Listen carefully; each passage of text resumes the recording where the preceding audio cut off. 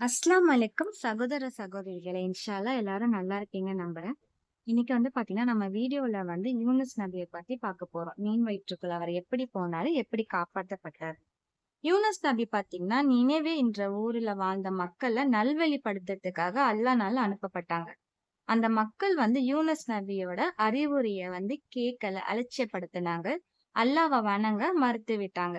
இதனால கோபம் அடைந்து அல்லாஹ்வோட கட்டளைக்கு காத்திருக்காம அந்த ஊரை விட்டு வெளியேறி போயிட்டாங்க. அப்ப கடல்ல சென்றுட்டு இருக்கப்ப கப்பலில் இருந்து தவறி கீழே விழுந்த யூனுஸ் நபிய ஒரு பெரிய மீன் விழுங்கிடுச்சு.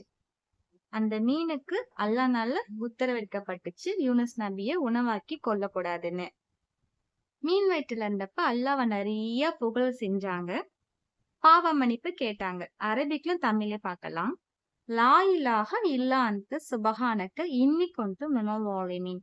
யா அல்லாஹ், உம்மை விடுத்து வேறு தெய்வம் யாரும் இல்லை. நீயே துடிப்பிற்குரியவர். நான் ஒரு பெரும் பாவத்தை செய்துவிட்டேன், என்னை மன்னிப்பாயாக.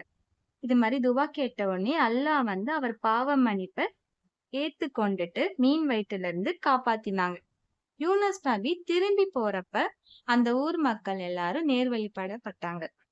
இன்ஷா அல்லாஹ் இது மாதிரி இன்னும் நம்ம அதிகமா துவா கேட்கலாம், அதிகமான ஹிஸ்டரி கேட்கலாம்.